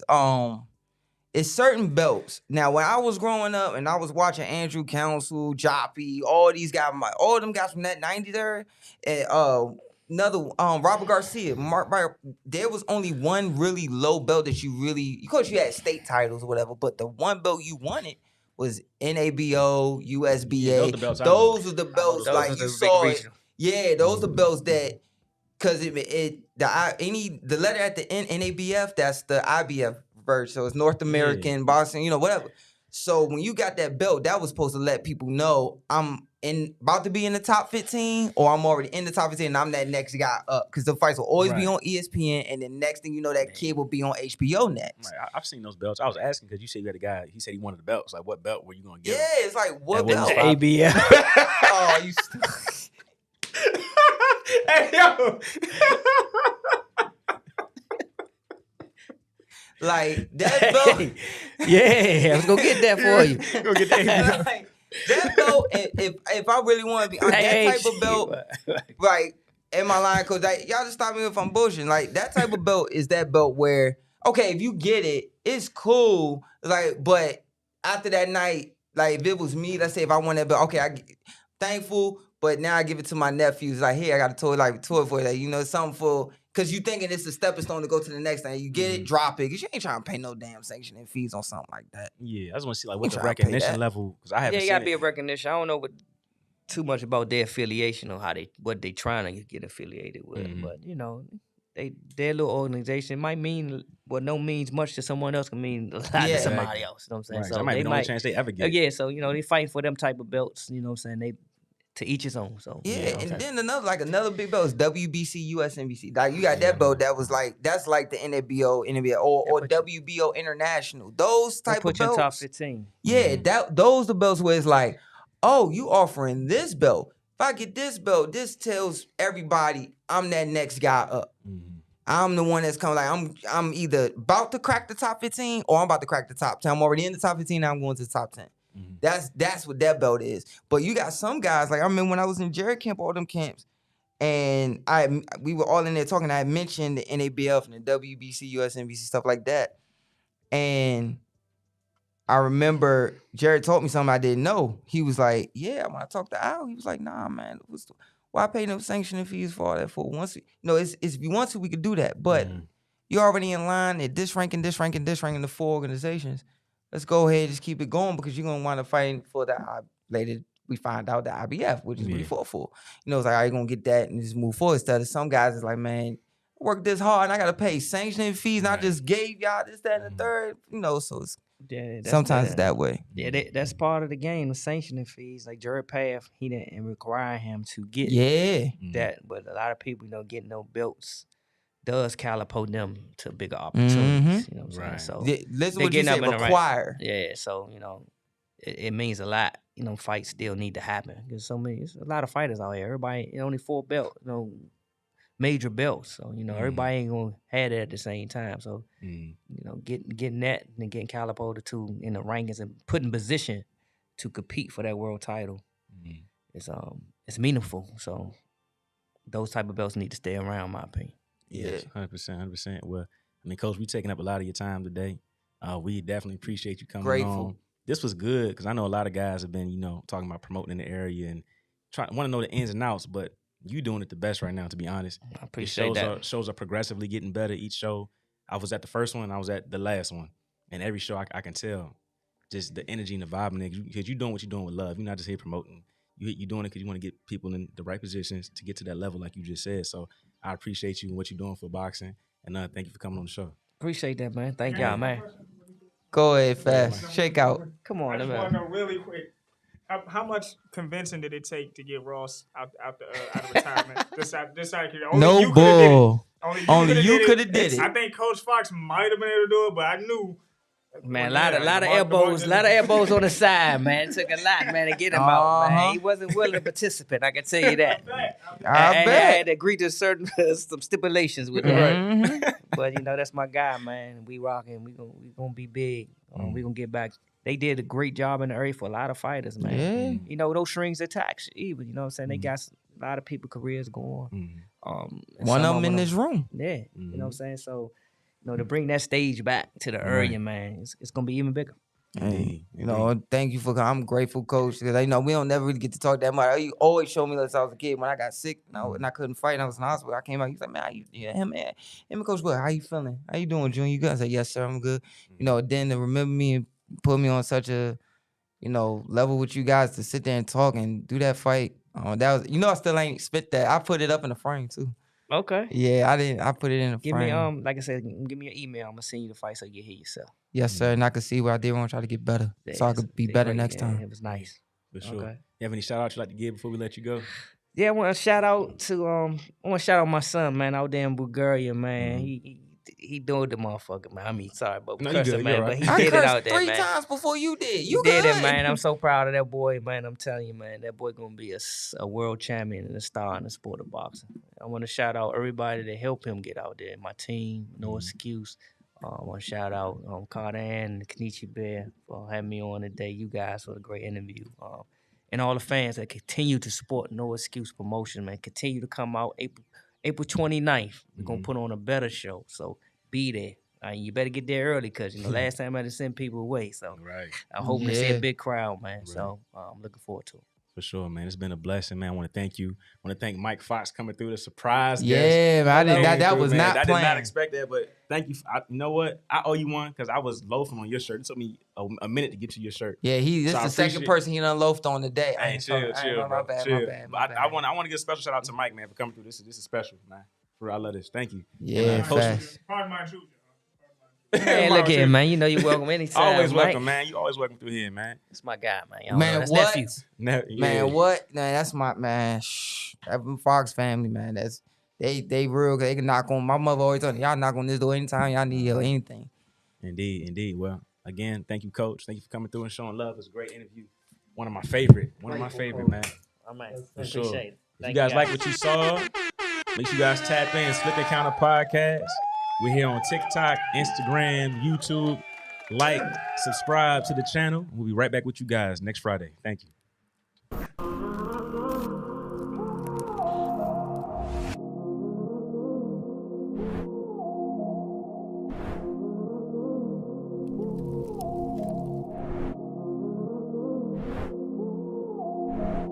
I was born for this. Always knew I was the one, didn't know when my time was gonna come. Born for this. Gotta be the voice for the youth, won't stop. And I can keep the bass on, right? And I can stay on even when I'm on the game. Oh, that.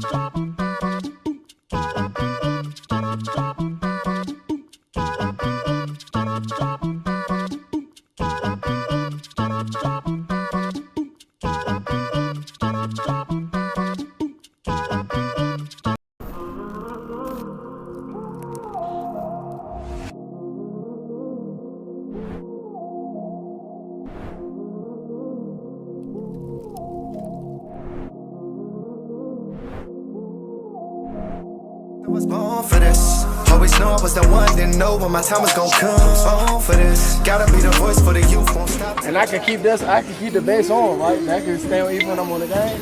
Oh, that.